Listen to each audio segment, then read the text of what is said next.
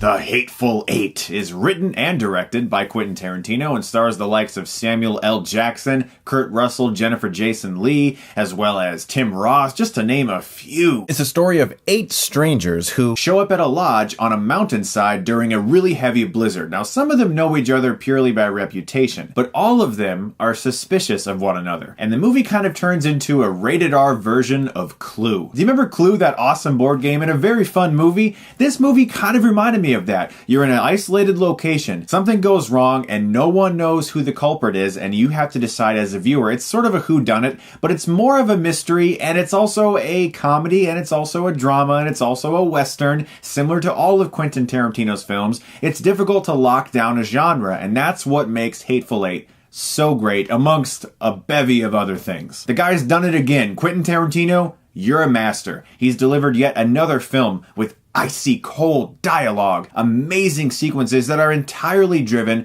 from just people talking back and forth. And the movie is 3 hours long, so that is saying something. Now that does include an overture as well as an intermission. This film is so old-fashioned. It also has an original score by Ennio Morricone, who you may know from everything. He's one of the best composers who ever lived. He's very famous for his Good, the Bad, and the Ugly themes in his spaghetti western movies. And I think it's one of the best scores he's ever composed. Now, one of the things I loved about the score is that Quentin Tarantino is famous for using music that's already existed in movies. Now, there's a song on John Carpenter's The Thing soundtrack, also composed by Ennio Morricone. That song title was called Bestiality. Now, that song, for whatever reason, is not in The Thing, despite being the best song on the entire album. It was omitted from the film for some reason, and I've always loved it ever since I was young and I found the soundtrack.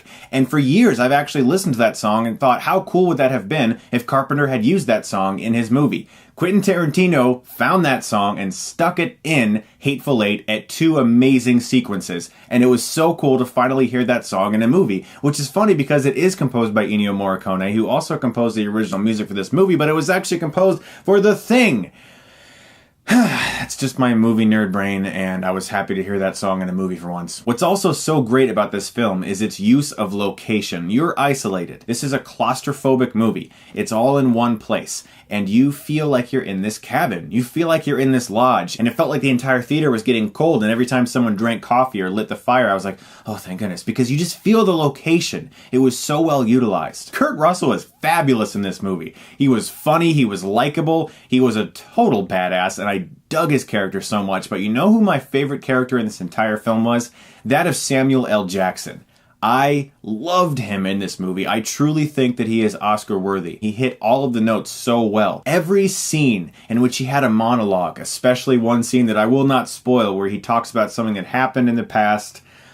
Oh my gosh, it was so amazing. He was perfect in this movie. It's the best work I think I've seen from him since maybe Pulp Fiction, and I mean that. He was great. Also excellent is Demian Bichir. I believe I said his name right. I may be incorrect, but he was so good. Bruce Dern was great in the film. Everyone really was great. Walter Goggins, I believe that's his name.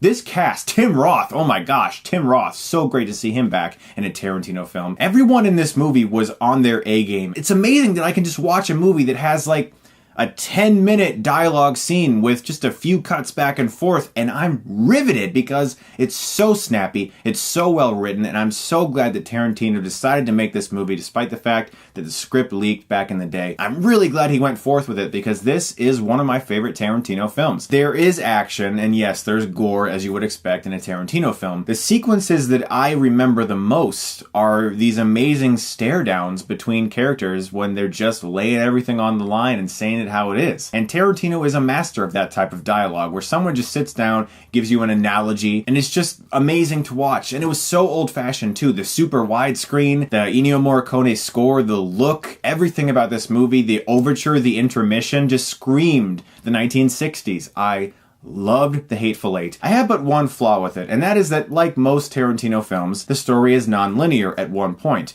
We go into the past at a point to see how something started. It's not handled as swiftly as some of Tarantino's other films. It's a little uneven in that branching arc, at least for me.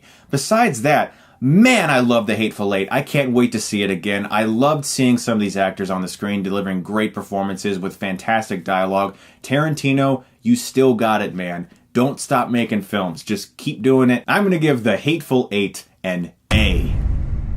Guys, definitely check this film out. I strongly, strongly recommend it. It is one of the best films of the year. I also want to let you guys know about my promotion still going on with Crunchyroll.com. If you go to Crunchyroll.com/Chris Stuckmann, you can get 30 days of that anime streaming service for free. I've been doing this promotion all year. These guys have been amazing. I love that website. Tons of anime, premium with no ads in HD. And once again, that is Crunchyroll.com/Chris Stuckmann. 30 days for free. That's my gift to you. On me. Enjoy. See if you like it. Thank you so much, as always, for watching. You're the best, and if you like this, you can click right here and get Stuckmanized.